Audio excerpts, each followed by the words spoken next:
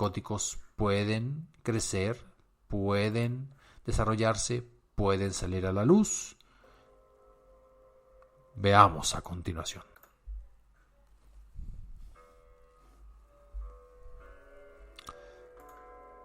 Ya para el año 2015, Anastasia fue reportada como extraviada. Durante un mes la policía la buscó sin dar con ella. Incluso se publicaron en las redes sociales solicitudes de ayuda. Su desaparición desató el pánico en los sectores de Tijuana, pues se pensaba que había sido secuestrada o asesinada. Casi un mes después, Anastasia se comunicó con su madre a través de Facebook y al día siguiente le llamó por teléfono para informarle que había comenzado a trabajar con unos amigos de su familia. Estaba en Sinaloa, a donde llegó por cuenta propia, según asentó la propia madre en el perfil de Facebook de Anastasia. No fue la única ocasión en que se extravió. Con anterioridad se había ausentado en su casa por periodos más cortos. En todos esos casos, reaparecía a las pocas horas. Cuenta uno de los agentes asignados al caso que en Culiacán estaba con amistades no muy recomendables.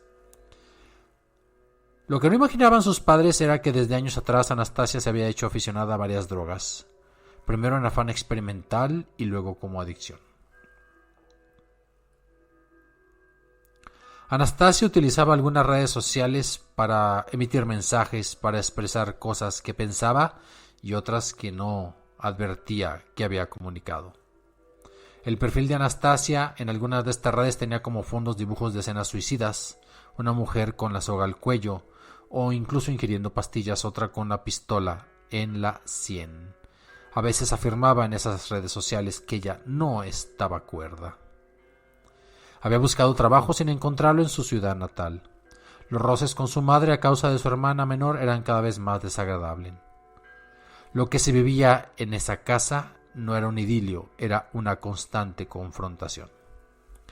Desde días antes del asesinato, Anastasia iba y venía, guardaba cientos de colillas de cigarros que metía en frascos de café o botellas de agua vacías, cualquier contenedor donde pudieran juntarse los restos de cigarrillos. Un vecino señalaría: unos días antes escuché que le gritó desde el portón a su madre: «Te voy a matar, hija de la chingada». Era una loca, siempre estaba drogada. Anastasia estaba harta. Decidió deshacerse de su madre y de su molesta hermana. Durante varias semanas se dedicó a planear el crimen e investigó en varias páginas de internet dedicadas a asesinos en serie y a criminales famosos. En ellos se inspiró, diríamos ahora, para realizar sus planes criminales. Según diría después, Anastasia estaba segura de que su madre y su hermana eran brujas. Ellas querían matarla. Quizás sería eso un pretexto para fingir demencia, con la finalidad de ocultar la frialdad con la que el crimen había sido cometido. Obvio que sus búsquedas en la red revelaban otra cosa, pero también buscó en internet cómo matar brujas y llevar a cabo desmembramiento de cadáveres, y los cortes serían hechos con precisión. El domingo 7 de junio del 2015, la gente vio a Yuliya viva por última vez, el día de las elecciones en Baja California. También Valeria y ella vieron a Igor por última vez. El lunes 8, Anastasia se decidió. Se preparó mentalmente para lo que ya iba a realizar. Tomó un cuchillo de cocina y acechó a su madre. En un descuido, la atacó. Yuliya estaba sentada en un sillón y ahí la ultimó. Después caminó hasta el cuarto de su hermana Valeria. Con la niña no tuvo mayor problema. Separó el borde de la cama y levantó su pequeño cuerpo para ahorcarla con la misma soga que a su madre. La voz de un hombre me decía que acabara con ellas. Debido a su discapacidad, Valeria no pudo gritar. Luego se fue porque había leído en internet que para desmembrar un cuerpo tenía que esperar a que se enfriara. Hora y media después, regresó. El único que escuchó los gritos de Yuliya fue un sastre que vivía justamente atrás de la casa. Desde las 9 de la noche se escucharon lamentos y gritos, pero no llamó a la policía porque últimamente los gritos eran constantes y además hablaban en ruso. Su inacción puede que le costara la vida a las víctimas. En la confesión de Anastasia explicaría que el asesinato fue en autodefensa, pues desde hace días sentía piquetes en la espalda y pulsaciones en el cuerpo. Ella afirmaba Tenía tiempo que mi mamá se dedicaba a la brujería y mi hermana era una muñeca, su aliada, su títere. Y para que no continúen estos trabajos también hay que matarla. Se aseguró de que su hermana también muriera para terminar con ese encanto negativo. A ambos cadáveres les extrajo el corazón y a Valeria le sacó los ojos, incluso los arrojó por el excusado del baño. Al terminar de desmembrar estos cuerpos notó que las paredes y los muebles estaban salpicados. En el fregadero de la cocina seguían algunas partes que ella había desmembrado. A las 11 de la noche salió a una farmacia cercana a comprar bolsas negras para la basura. Eligió una pequeña caja con 10 bolsas, tamaño grande. La empleada del mostrador diría que ella traía puras monedas. Las bolsas costaban 25 pesos, pero la muchachita no completaba y se fue corriendo. La línea de expresión de su rostro, a juzgar de los testigos, estaban descompuestas. Metió los cuerpos desmembrados en 3 bolsas y después se fumó un cigarro. Al día siguiente, Héctor y Arturo, vecinos, vieron entrar y salir a la joven, muy tranquila, y salía de vez en vez a fumar cigarrillos. Incluso llevó a varios amigos a su casa. Grabó un video confesando los crímenes. Se quedó en el departamento con los cadáveres durante 2 días que estaban debidamente guardados en esas bolsas de plástico. Para entonces el hedor se notaba hasta las casas vecinas. Y la ausencia de las mujeres fue notada por los compañeros de trabajo de su madre. El miércoles, a las 11 de la noche, unos vecinos reportaron fétidos olores que provenían del inmueble. Al acudir al sitio, los policías municipales verificaron el contenido de varias bolsas de plástico negras que habían sido utilizadas, que contenían restos humanos. Mediante las investigaciones preliminares, se estableció la identidad de las víctimas, pero en la residencia no había persona alguna, y al indagar de los vecinos surgió el nombre de Anastasia. La policía la buscó y consiguió ubicarla en un domicilio de la misma zona, donde fue detenida junto con 2 mujeres más.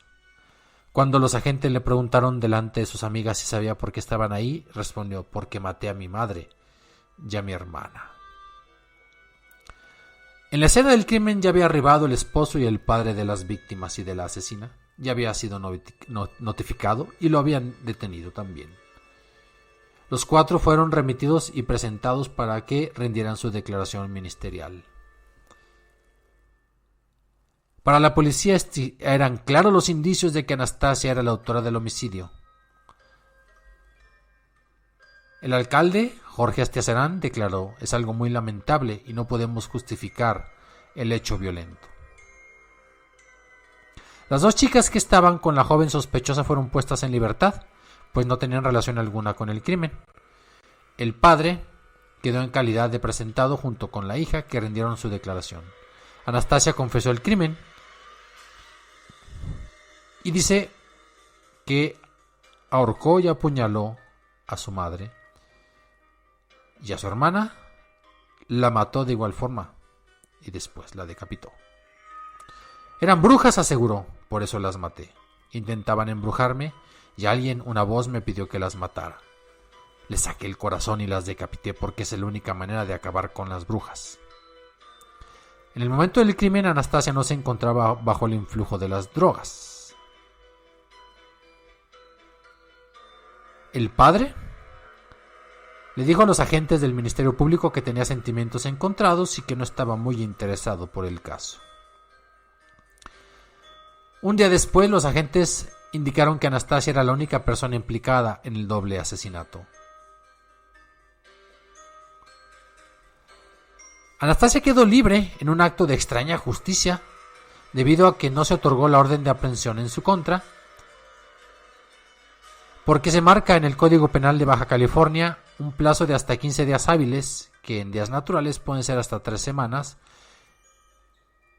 porque no se otorgó la orden de aprehensión urgente.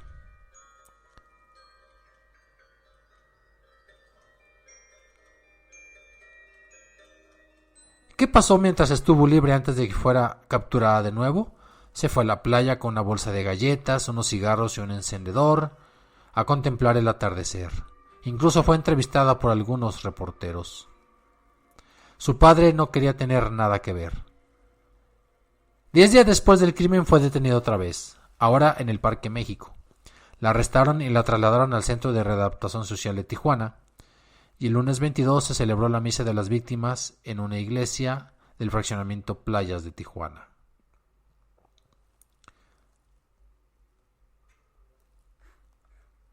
Cuando uno ve las fotos de Anastasia en la actualidad, ha embarnecido, su cara es diferente, está en prisión, hay algunas instancias, ya se dio una primera sentencia, el doble homicidio puede tipificarse de una diferente categoría, porque recuerden que ella es víctima, si me permiten el término, de un trastorno psicótico. Y de inmediato, la comidilla en la ciudad de Tijuana fue la versión de que el asesinato fue la venganza de un exnovio que Anastasia conoció en Sinaloa y que como venganza descuartizó a su madre y a su hermana, aunque entonces ¿por qué no la descuartizó a ella? Y que ella asumió la culpabilidad por temor a ser asesinada. Algo que podría ser un poco más aceptado es que Anastasia fue abusada por los agentes ministeriales. Y algo que fortalece este dicho es un video donde está siendo videograbada por ministeriales interrogándola de manera hostigante. La primera versión que circuló entre los habitantes de esa ciudad es que fue una venganza por tráfico de órganos. Pero muchos siguen sin creer que la joven de 19 años fuera capaz de desbaratar el cuerpo de su madre y de su hermanita menor. Aquí está la historia, la cual no ha terminado. Aquí está la desgracia, la cual sigue vigente. De tajo 2 vidas que han terminado y de tajo otra vida. De no sabemos quién, de cuántas personalidades. Anastasia, su otra personalidad, el influjo de las drogas, problemas mentales. Sépalo usted, amigo, escucha. Pero esto fue Crónicas de Espanto.